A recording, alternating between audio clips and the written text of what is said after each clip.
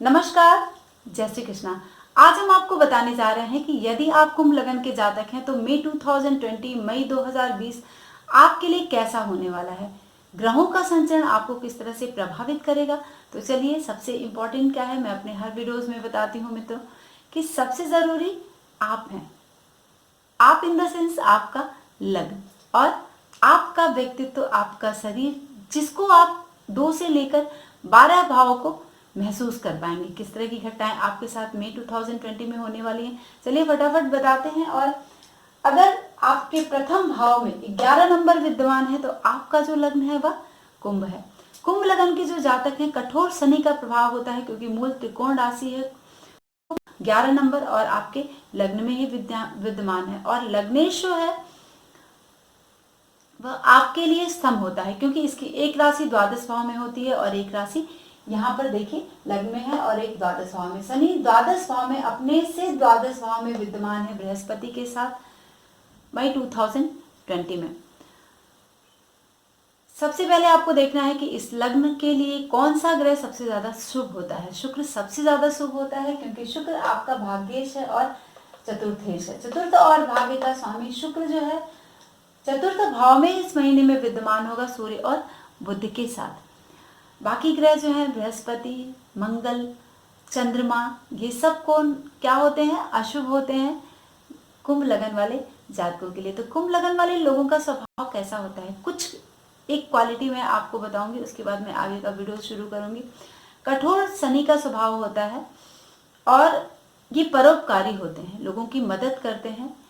लेकिन कुछ एक घटनाएं इनके जीवन में ऐसी घटती हैं जिसमें वो बहुत ही मुश्किल में पड़ते हैं। अद्भुत चरित्र वाले होते हैं, इनके चरित्र के विषय में जानकारी पा जाना इतना आसान नहीं है। स्थिर वृत्ति वाले होते हैं और लोगों इस तरह के स्वभाव होते हैं, मातृ पितृ भक्त होते हैं, सुखी होते हैं, इस तरह की कंडीशन होती है। बहुत सारा कुछ आपको मैं लग्न वाले वीडियोस में बताऊंगी, लेकिन यहाँ पर मैं ग्रहों के संचरण के विषय की जानकारी दे रही हूँ तो वीडियो बहुत लंबा हो जाता है मित्रों। इसलिए शुरू करते हैं कि किस तरह से आपका जो लग्नेश है वह द्वादश भाव में विद्यमान है तो क्या फल आपको प्रदान करेगा। हमेशा जब भी लग्नेश द्वादश भाव में विद्यमान होता है और वो भी बृहस्पति के साथ विद्यमान होता है तो आप समझ सकते हैं व्यवसाय में दिक्कतें आती हैं जब बृहस्पति के साथ और बृहस्पति द्वादश भाव में विद्यमान होता है। तो चाहे वह शुभ हो या फिर अशुभ हो, पैसे की तंगी वहां पर दे देगा, मन में कुछ अस्वस्थता जैसी स्थिति बनेगी। शनि का द्वादश भाव में जाना और वो भी कुंभ राशि पर अभी 7.5 का प्रारंभ हुआ है तो कुंभ लगन पर भी इसका प्रभाव होगा और अपने से द्वादश बैठने की वजह से आपकी नौकरी छूटने के चांसेस बन सकते हैं। इस बात का ध्यान आपको बहुत रखना है। आपका जो प्रमोशन है वो रुक जाएगा, यानी जो तरक्की है उसमें रुकावट आएगी।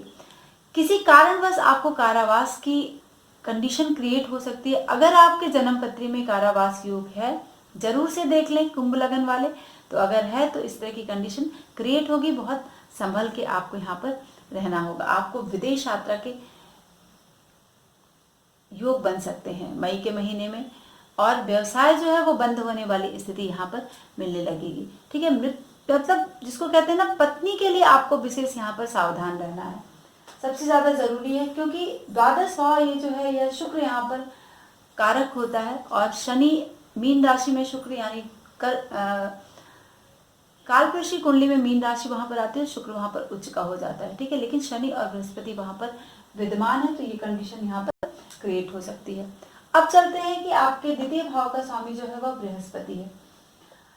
द्वितीयेश और आपका एकादशेश बृहस्पति शनि के ही साथ विद्यमान होगा और शनि जब वक्री होगा 11 मई को 9:39 पर शनि यहाँ पर वक्री हो जाएगा और 29 सितंबर तक शनि वक्री रहेगा। तो जब शनि वक्री होगा तो ये एकादश भाव के भी प्रभाव को आपको प्रदान करेगा। एकादश भाव में शनि आपको थोड़ा सा क्योंकि लग्नेश है वो लाभ भाव में जाएगा तो व्यवसाय जो है वो 11 तारीख के बाद से आपका थोड़ा ठीक ठाक चलेगा, लेकिन 11 तारीख तक आपको थोड़ा ध्यान देने की जरूरत है। शनि वक्री होकर स्ट्रांग हो जाएगा, तरक्की आपकी वहां पर करवाने की पूरी संभावना शनि की यहाँ पर बन सकती है। ठीक है, स्थानांतरण के लिए अगर प्रयत्न आप तो आपको सफलता मिल सकती है, लेकिन थोड़ा सा अपने स्वास्थ्य के प्रति, स्त्री के स्वास्थ्य के प्रति, पत्नी के स्वास्थ्य के प्रति, पति या फिर पत्नी, इन सब बातों को आपको ध्यान देना है। धन की कमी आदि से आपकी स्थिति यहाँ पर थोड़ा सा कंट्रोल स्थिति रहेगी, लेकिन फिर भी आपको यहाँ पर बहुत सतर्क रहने की जरूरत है। बृहस्पति आपके द्वितीय और एकादशेष है, और यहीं पर वक्री होकर शनि और बृहस्पति दोनों का प्रभाव यहाँ पर आएगा, और साथ में केतु विद्यमान है। तो बृहस्पति के लिए दिक्कतें आएंगी, इसमें भी व्यवसाय में दिक्कतें देगा, पैसे की तंगी आपको प्रदान करेगा। और अगर क्योंकि इस लगन और इस राशि के लिए बृहस्पति शुभ नहीं होता है, तो यहाँ पर आपको, अगर आप विवाह के लिए ट्राई कर रहे हैं काफी दिनों से, कुंभ लगन के जातक हैं, तो विवाह की बात जो है वह पक्की होते होते से रुक जाएगी। ये स्थिति आपके यहाँ पर बन सकती है। और या फिर विवाह अगर हो गया है तो संतान होने के पूरे चांसेस यहाँ पर बन रहे हैं। और कभी कभी कंडीशन इस तरह की क्रिएट हो जाएगी, जैसे अगर आप महिला हैं, प्रेग्नेंट है, तो गर्भपात की स्थिति यहाँ पर बन सकती है। वियोग की संभावना आपके संतान की यहाँ पर बन सकती है। व्यवसाय, सट्टा, लॉटरी, इन सब में आपको थोड़ा सा नुकसान सहना पड़ सकता है, तो इसलिए बहुत सावधान रहना है। नौकरी में भी तरक्की रुक सकती है। तो वक्री होने के बाद अब देखते हैं कि ये बृहस्पति के वक्री होने की कंडीशन है। जब बृहस्पति और शनि दोनों वक्री होकर एकादश भाव के प्रभाव को देंगे, तो यहाँ पर इस तरह की कंडीशन करेंगे। ठीक है, तो आपको व्यवसाय में थोड़ा सा लाभ होगा, इस पर आपको मान के संतोष करना पड़ेगा। और बिल्कुल से सट्टा लॉटरी में यहाँ पर पैसे ना लगाएं, लाभ यहाँ पर रुक सकता है। अगर आपने लगा दिया है इसके पहले, मई के पहले, तो बहुत धैर्य से आप रहे हैं। हो सकता है कि लिटिल बिट थोड़ा सा आपको यहाँ पर लाभ हो जाए। संतान को लेकर बहुत ध्यान देने की जरूरत है आपको। शनि और बृहस्पति जब वक्री होंगे, 11 और 14 तारीख से वक्री होगा बृहस्पति, आप देखें 20:02 पर यहाँ पर वक्री हो जाएगा, और 13 सितंबर तक बृहस्पति यहाँ पर वक्री रहने वाला है। तो वक्री होने के बाद दोनों की स्थिति यहाँ पर बहुत पॉजिटिव नहीं है, बट फिर भी शनि पॉजिटिव देगा, लेकिन बृहस्पति यहाँ पर पॉजिटिव नहीं देगा। तो आपको यहाँ पर ध्यान देने की जरूरत है। अब देखते हैं कि और लग्न में मंगल की स्थिति है। ठीक है, लग्न इस द्वादश भाव में बैठा है। केतु भी आपके यहाँ पर एकादश में केतु की स्थिति है। तो जब भी एकादश भाव में केतु बैठता है तो आपको सुखपूर्ण स्थिति से नवाजता है। अब चूंकि शनि जब वक्री होगा तो यहाँ पर थोड़ा सा सुख वाली स्थिति बनेगी, लेकिन फिर भी 14 तारीख के बाद से बृहस्पति वक्री हो जाएगा तो कंडीशन क्रिएट कर सकता है। पंचम भाव में राहु की स्थिति है, तो थोड़ा सा रोग, स्वास्थ्य और कहीं से शोक समाचार आपको मिल सकता है। आपके नियर एंड डियर परिवार, रिश्तेदार, तो यहाँ पर थोड़ा सा आपका मन जो है वह उदास हो सकता है। आप चलते हैं कि मंगल तृतीय भाव का स्वामी है और आपके दशम भाव का स्वामी। तृतीय और दशमेश 45 डेज के लिए यहाँ पर मंगल आपके लग्न में विद्यमान होगा। 4 मई तक आपके द्वादश भाव में यहाँ पर मंगल रहने वाला है, और 4 मई के बाद से 17:16 पर वह मंगल जो है 4 मई पर मंगल जो है वो कुंभ राशि में प्रवेश कर जाएगा। तो मंगल की स्थिति आपके लग्न में बन रही है, तो अब आप समझ सकते हैं कि आपके पराक्रम का जो स्वामी है वह आपके लग्न में विद्यमान होगा। और मंगल बहुत शुभ नहीं होता है, क्योंकि वह दशमेश है और आपका तृतीय से तो आपको थोड़ा सा स्वास्थ्य के प्रति सावधान रहना होगा, क्योंकि शनि के घर में मंगल की स्थिति यहाँ पर है। हो सकता है कि कुछ अपमानजनक स्थिति आपके यहाँ पर बन जाए। क्रोध बहुत आएगा आपको, और क्रोध पर ही आपको सबसे ज्यादा कंट्रोल करना होगा। पैसा जो है समय पर नहीं मिलेगा और हाथ में नहीं होगा, तो कुछ क्राइसिस वाली स्थिति होगी, और इसको लेकर पत्नी से अनबन जैसी स्थिति हो सकती है। और मंगल यहाँ पर बैठकर आपके समस्त कामों में अड़चने पैदा करेगा, तो इसको लेकर भी आपको यहाँ पर मंगल का उपाय करेंगे, क्योंकि 45 डेज पूरे महीने मंगल यहाँ पर ट्रांजिट करेगा। अब देखते हैं कि तृतीय भाव में ही सूर्य बुध विद्यमान है, और चतुर्थ भाव का स्वामी जो है वह शुक्र है, और आपके नवम भाव का स्वामी शुक्र है। बहुत ही शुभ होता है इस लग्न और इस राशि के लिए शुक्र, और चतुर्थ भाव में ही विद्यमान है। तो चतुर्थ भाव में, लग्न से चतुर्थ भाव में जब शुक्र विद्यमान होता है तो बड़ी शुभता आपको प्रदान करता है, क्योंकि शुभ है तो व्यवसाय में आपके यहाँ पर लाभ करेगा। और शुक्र की स्थिति कब बन रही है, आप देखें कि 1 अगस्त को वह मिथुन में जाएगा, लेकिन 1 अगस्त तक शुक्र आपका यहीं पर रहने वाला है, और 13 मई को शुक्र भी आपका वक्री हो जाएगा 12:15 पर। 25 जून तक यहाँ पर वक्री रहेगा। तो जब 13 से लेके 25 तक शुक्र आपका यहाँ पर वक्री रहने वाला। फटाफट जल्दी जल्दी से आप काम कर लें। वक्री होने के बाद वह तृतीय भाव के भी प्रभाव को देगा। आप देखिए तृतीय भाव पर भी आपको 13 तारीख के बाद से शुक्र प्रभाव देगा। तो शुक्र आपको धन दिलाएगा। 13 तारीख तक बहुत अच्छी स्थिति है। स्त्री का सुख आपको बहुत अच्छा रहेगा। लेकिन जब वो वक्री होगा तो आपको यहाँ पर तृतीय भाव में बैठकर, चूंकि सूर्य बुध भी वहां पर रहेंगे, 14 तारीख के बाद से सूर्य वहां से मूव करेगा और बुध तो आपको 9 तारीख के बाद से यहाँ पर चला आएगा चतुर्थ भाव में। तो जब वो 13 से वक्री होगा तो अकेला शुक्र वहां पर रहेगा और स्त्री सुख परिपूर्ण आपको प्रदान करेगा। हो सकता है पत्नी को लेकर कहीं ऐसी जगह पर रिसोर्ट हो या फार्म हाउस हो, अपने गांव, इस तरह का लेकर चले जाएं जिससे कि आपको बहुत सुखपूर्ण स्थिति स्त्री की वहां पर मिलने वाली है। एंजॉय करें। शुक्र बहुत ही पॉजिटिव है।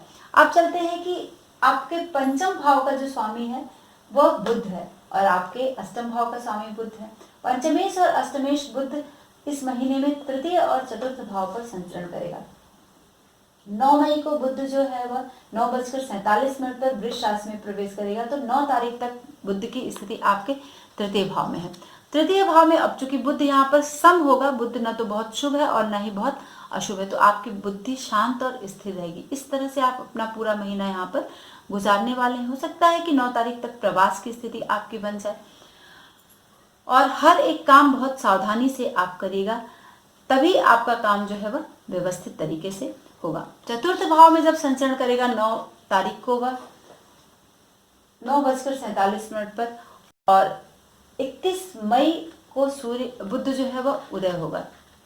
13 मई को, 13 मई तक बुध की स्थिति अस्त वाली है और चतुर्थ भाव पर बुध का संचरण होगा। तो यहाँ पर बुध चूंकि सम होता है, न बहुत शुभ है और न बहुत अशुभ है, तो यहाँ पर एक पॉजिटिव स्थिति बनेगी क्योंकि पंचमेश जो है आपका चतुर्थ भाव में रहेगा। तो विद्यार्थी वर्ग को भी यहाँ पर लाभ प्रदान करेगा और जो भी अपने काम में है या फिर जो महिलाएं हैं जिनको जो प्रेग्नेंट है, संतान को लेकर यहाँ पर थोड़ी सी सुखपूर्ण स्थिति बुध यहाँ पर बनाने वाला है। आपके हर काम व्यवस्थित तरीके से यहाँ पर करवाएगा। तो अपनी बुद्धि को बहुत ही अच्छे तरीके से इस महीने में एंजॉय करें और जब 13 से जब उदय होगा तब जाके ज्यादा पॉजिटिव प्रभाव आपको बुध यहाँ पर प्रदान करेगा।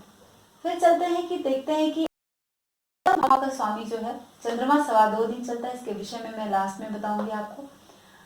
सूर्य सप्तमेश है और आपके 2 भाव में संचरण करेगा। 14 तारीख तक वह तृतीय भाव में बुध के साथ रहेगा और 14 तारीख को वह मूव करेगा यानी वृष राशि में आएगा सूर्य। तो सूर्य की स्थिति 17:16 पर 14 तारीख को वह वृष राशि में संचरण करेगा। तो सूर्य आपके तृतीय भाव में जब रहेगा तो वह किस तरह का प्रभाव आपको पता। सप्तमेश जब तृतीय भाव में होगा तो कहाँ पर आपको संभलना है, स्त्री वर्ग से, क्योंकि शुक्र भी वहां पर वक्री हो जाएगा 13 तारीख को। तो आपको थोड़ा सा संभलने की जरूरत है क्योंकि वो सप्तम भाव का आपके स्वामी है, शुभ नहीं है, प्रवास की स्थिति बना सकता है। छोटी भाई बहन से आपकी यहाँ पर अलगाव वाली स्थिति बन सकती है और झगड़ा भी हो सकता है और ये झगड़ा अदालत तक पहुंच सकता है। ये भी आपको ध्यान देने की जरूरत है। वरिष्ठों से झगड़ा बिल्कुल ना करें, नहीं तो आपके जो मित्रता का जो संपर्क है वह टूट जाएगा। तो मित्रों से भी आप थोड़ा वाणी पर अपने संयम रखें, क्रोध कम करें, तो स्थिति आपकी बहुत ही पॉजिटिव होने वाली है।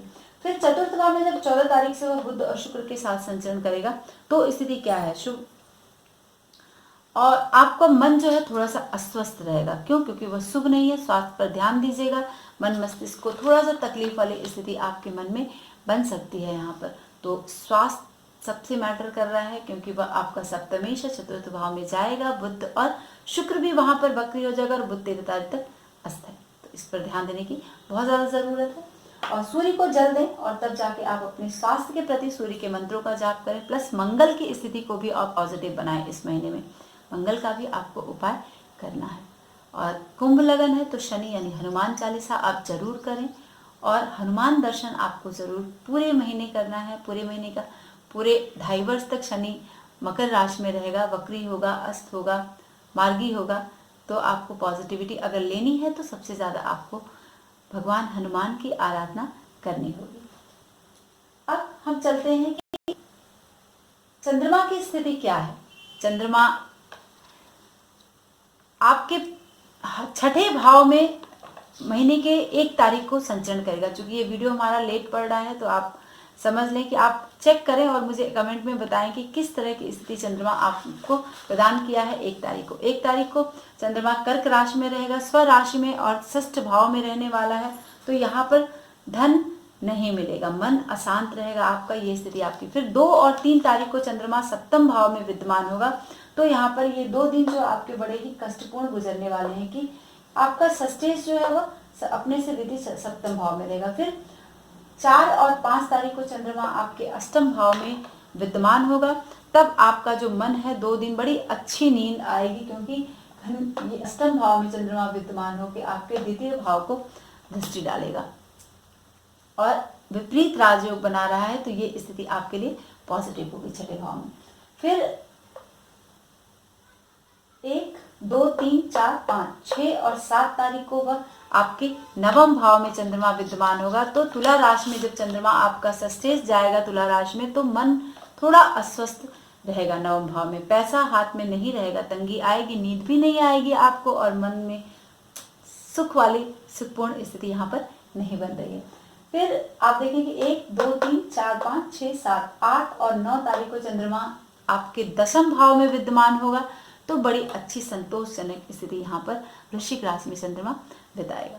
फिर 11-12 को यहाँ पर चंद्रमा एकादश भाव में केतु के साथ विद्यमान होगा। तो जब एकादश भाव में चंद्रमा केतु के साथ तो कोई विशेष प्रभाव यहाँ पर नहीं देता है। एक थोड़ी सी लाभ में आपको परेशानी हो सकती है, शत्रुता थोड़ी सी हो सकती है, लेकिन एज इट इज थोड़ा सा नॉर्मल स्थिति यहाँ पर आपकी होनी। कोई विशेष शुभ प्रभाव यहाँ पर एकादश और द्वादश भाव में चंद्रमा का लग्न के अकॉर्डिंग नहीं होता है। फिर आपके लग्न में यानी 1, 2, 3, 4, 5, 6, 7, 8, 9, 10, 11, 12, 13, 14, 15 तारीख को आपके लग्न में मंगल के साथ चंद्रमा विद्यमान होगा। तो जब लग्न में मंगल के साथ चंद्रमा चूंकि षष्ठेश है विद्यमान होगा, तो बहुत ध्यान देने की जरूरत है, क्योंकि वहां पर क्रोध बहुत ज्यादा है, आपका जो मन है वह अस्वस्थ रहेगा, है ना। व्यर्थ का खर्चा होगा और आप खर्चा करेंगे व्यर्थ का, तो पैसा बचा के रखिए और एंजॉयपूर्ण पूरी स्थिति आप पूरे महीने यहाँ पर बिताइए।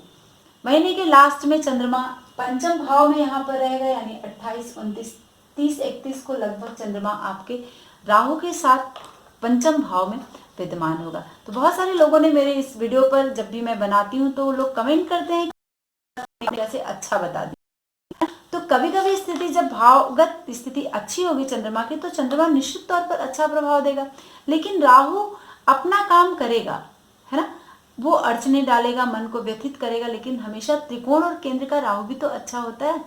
इस बात का भी ध्यान आप रखिए।